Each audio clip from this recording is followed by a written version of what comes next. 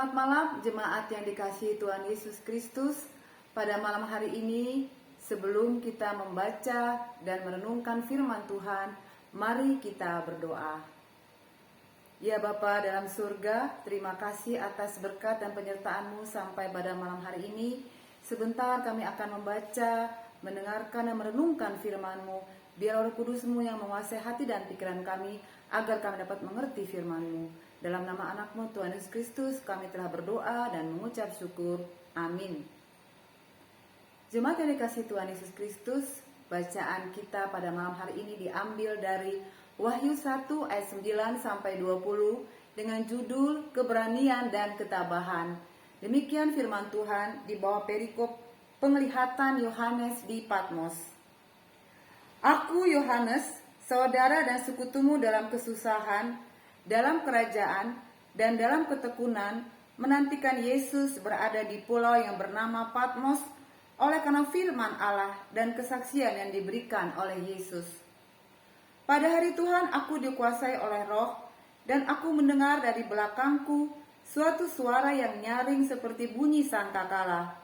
Katanya, apa yang engkau lihat, tuliskanlah di dalam sebuah kitab, dan kirimkanlah kepada ketujuh jemaat ini, ke Efesus, ke Smyrna, ke Pergamus, ke Tiatira, ke Sardis, ke Philadelphia, dan ke Laodikia.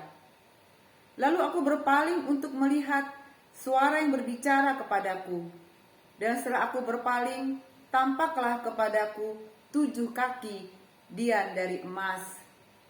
Dan di tengah-tengah kaki dian itu ada seorang serupa anak manusia, berpakaian jubah yang panjangnya sampai di kaki, dan dadanya berlilitkan ikat pinggang dari emas. Kepala dan rambutnya putih bagaikan bulu yang putih metah, dan matanya bagaikan nyala api. Dan kakinya mengkilap bagaikan tembaga membara di dalam perapian, suaranya bagaikan desau air bah. Dan di tangan kanannya, ia memegang 7 bintang dari mulutnya, keluar sebilah pedang tajam bermata 2, dan wajahnya bersinar-sinar bagaikan matahari yang terik. Ketika aku melihat dia, tersungkurlah aku di depan kakinya, sama seperti orang yang mati. Tetapi ia meletakkan tangan kanannya di atasku, lalu berkata, "Jangan takut, aku adalah yang awal dan yang akhir. Dan yang hidup, aku telah mati, namun lihatlah, aku hidup sampai selama-lamanya, dan aku memegang segala kunci maut dan kerajaan maut. Karena itu, tuliskanlah apa yang telah kau lihat, baik yang terjadi sekarang maupun apa yang terjadi sesudah ini. Dan rahasia 7 bintang yang telah kau lihat pada tangan kananku dan 7 kaki dian emas itu. 7 bintang itu ialah malaikat 7 jemaat, dan 7 kaki dian itu ialah 7 jemaat. Amin. Demikian firman Tuhan. Jemaat yang dikasihi Tuhan Yesus Kristus, tema renungan malam kita hari ini, keberanian dan ketabahan. Kita belajar memaknai sikap 7 jemaat mula-mula di wilayah Asia Kecil. Ketujuh jemaat Kristen di wilayah Asia Kecil adalah Efesus, Smyrna, Pergamus, Tiatira, Sardis, Philadelphia, dan Laodikia. Dalam kitab Wahyu pada waktu itu sedang mengalami realitas penganiayaan dan penindasan yang sangat hebat. Pada masa itu, hidup orang Kristen sangat menderita. Menjadi Kristen berarti hidup terancam. Tidak patuh kepada penguasa Romawi berarti mati, game over.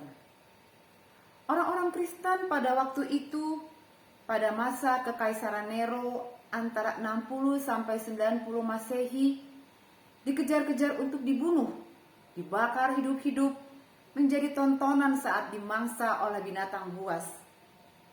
Hidup orang Kristen di masa itu, imannya benar-benar diuji. Harus siap mati.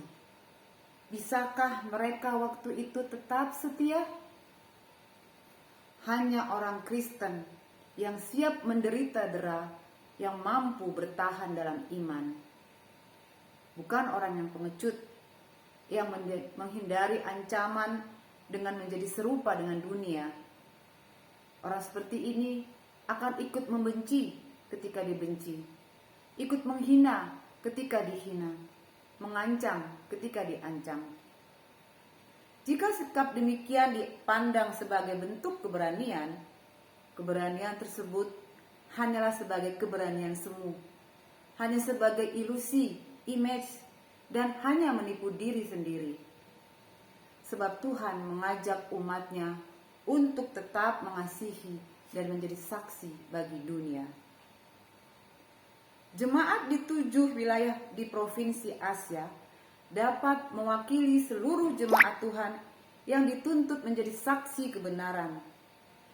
Mereka seperti kaki pelita yang menyediakan tempat bagi terang. Saksi merupakan salah satu kunci dalam kitab Wahyu. Kata kunci lainnya adalah ketabahan atau ketekunan, ayat 9. Kata ini muncul 7 kali dalam kitab Wahyu. Inilah sikap batin yang harus dimiliki oleh pengikut Kristus, orang Kristen yang tengah menghadapi aniaya. Sabar menghadapi penderitaan berarti kita tidak menggunakan kekuatan atau kekuasaan kita untuk mencapai maksud. Kita berani karena kita benar, karena pengharapan akan Allah yang berkuasa menghidupkan iman kita. Sikap itu didasari oleh kesaksian Tuhan sendiri ketika Ia berkata, "Aku sudah mati, tetapi lihatlah, aku hidup untuk selama-lamanya." Jemaat yang dikasihi Tuhan Yesus Kristus, sama seperti 7 jemaat mula-mula di Asia Kecil, seharusnya seperti itulah iman kita. Kita berani menjadi saksi Kristus dengan hidup benar dan memberi kesaksian tentang hidup kita yang telah ditolong oleh Tuhan Yesus. Melalui pengalaman hidup kita masing-masing yang bersandar kepada pengajaran Kristus, kita harus menjadi saksi agar Injil terus diberitakan dan akhirnya banyak jiwa-jiwa yang diselamatkan. Seperti itulah hendaknya kita bersikap di dunia ini. Seperti Yohanes menyebut dirinya dalam ayat 9, sebagai saudara dan sekutumu dalam kesusahan, dalam kerajaan, dan dalam ketekunan menantikan Kristus. Ini memberikan pesan kepada kita, agar dalam penderitaan dan kesulitan, orang Kristen tetap sehati dalam iman, tetap taat dan setia kepada Kristus. Janganlah menjadi serupa dengan dunia, berharaplah dalam Tuhan. Karena pengharapan itu seperti jangkar yang tidak kelihatan dari luar, tapi ada. Seperti pengharapan kita kepada Tuhan Yesus Kristus, penguasa sejati. Meskipun kelihatan terdengar pasif, ketabahan menghadapi dunia itulah bentuk penyembahan kepada Allah yang penuh kuasa. Dengan demikian, kita berani untuk tabah. Amin. Mari kita berdoa. Ya Bapa dalam surga, terima kasih atas firman telah kami baca dan kami dengarkan. Biarlah firman itu dapat kami lakukan dalam kehidupan kami sehari-hari. Kami dapat berani menghadapi dunia dan dapat tabah menghadapi segala tantangan. Kuatkan kami untuk menghadapi semuanya itu ya Tuhan. Sebentar kami akan beristirahat, biarlah kami dapat tidur dengan nyenyak dan besok kami bangun dengan kekuatan yang baru yang daripadamu saja ya Bapa. Kami serahkan kehidupan kami dalam tangan pengasihan-Mu. Ampuni ya Bapa semua dosa-dosa dan kesalahan kami. Semuanya ini kami minta melalui nama anak-Mu, Tuhan Yesus Kristus, Tuhan dan Juru Selamat kami yang hidup. Amin. Terima kasih. Tuhan Yesus memberkati kita semua. Amin.